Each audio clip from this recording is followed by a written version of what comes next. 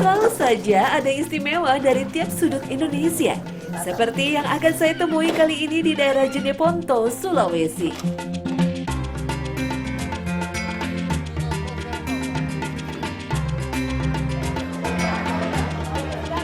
Setiap hari Sabtu, kawasan ini akan dipenuhi oleh ratusan ekor kuda sejak dini hari. Kalau ngomongin Jeneponto, pasti nggak jauh-jauh dari yang namanya kuda. Karena Jeneponto sendiri terkenal sebagai sentra kuda terbesar di Sulawesi Selatan. Dan bagi masyarakatnya, kuda sangat memiliki arti khusus bagi kehidupan mereka. Baik dari segi transportasi maupun untuk dikonsumsi. Kedekatan masyarakat dengan kuda memang tak lepas dari sejarah kawasan ini yang juga disebut Bumi Turatea. Hal ini konon berhubungan dengan cerita bahwa daging kuda telah menjadi santapan khas para raja terdahulu. Bukan hanya karena nikmat, namun juga bisa menambah stamina. Di sisi lain, kuda juga dipercaya sebagai simbol kemenangan dan kekuatan. Tak heran, binatang yang disebut jarang dalam bahasa Bugis ini diabadikan pula sebagai lambang Kabupaten Jeneponto. 9 juta? Mahal, Ki. Biasa itu, kalau untuk menentukan harga memang ada standarnya sendiri-sendiri. Jadi dilihat dari postur tubuhnya, warnanya, kemudian juga, nah ini nih, giginya kita cek. Jadi kalau misalnya giginya utuh semua, itu berarti dia sudah agak berumur. Kalau misalnya ada yang ompong-ompong, awas. Berarti masih muda.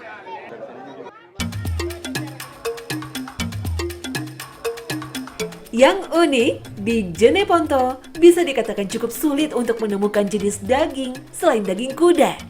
Jadi tak heran pasar yang terletak di desa Tolo ini setidaknya bisa menjual hingga 300 ekor kuda setiap kali pasar ini dibuka.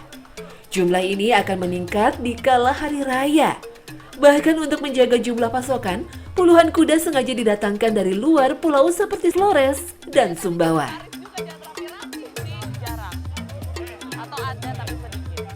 Kalau misalnya di pasar kuda, tuh kameramennya bisa geser dikit sini nggak? Soalnya itu di pantat kuda loh, serius. Jadi di sini tuh bahayanya adalah kita harus cari posisi yang aman.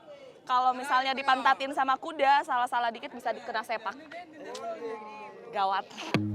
Tetap tidak bisa dibantu. Hewan bernama ilmiah Equus caballus ini memang dipelihara oleh hampir setiap keluarga di Jeneponto.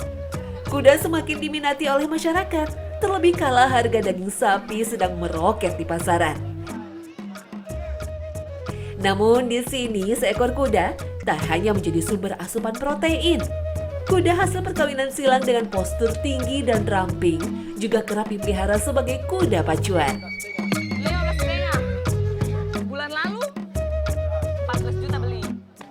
Saya tadi udah keliling-keliling pasar dan menemukan ini dia kuda yang paling mahal. Harganya 15,5.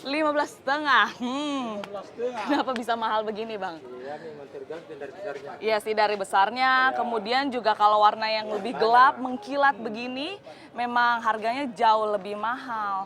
Kalau ini kuda apa sih, Bang, jenisnya? Asli dari Jeneponto atau dari... Ini asli Jeneponto punya? Walau kini banyak kuda yang berasal dari luar Jeneponto, kuda lokal masih menempati harga tertinggi di pasaran. Hal ini dinilai karena rasanya yang nikmat.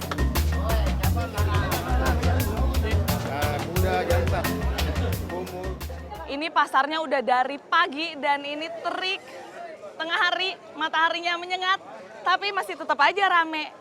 Dan setelah ini, saya mau langsung lihat bagaimana proses kuda digunakan sebagai alat angkutan.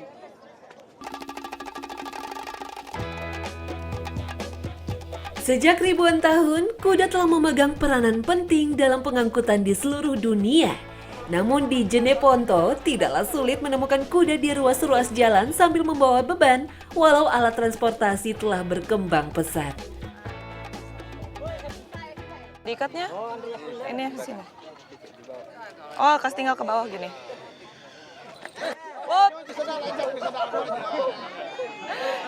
salah satu pemanfaatan kuda, jadi bisa untuk alat angkut. Nah, tapi kita harus naruh ini juga nih, seperti karung, jadi kudanya tidak terluka kalau bawa beban berat. Faktanya, kuda sering dibebani muatan hingga ratusan kilogram. Hal ini karena struktur tulang yang kuat, serat otot yang padat, dan panjang pada kaki-kaki kuda membuat hewan ini mampu meredam getaran yang memacu kelelahan. Bintan.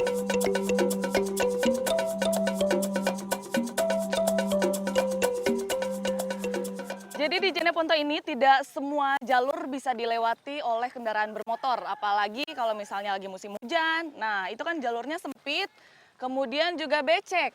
Karena kalau kuda tidak mengenal medan, mau medan se ekstrim apapun bisa dihajar.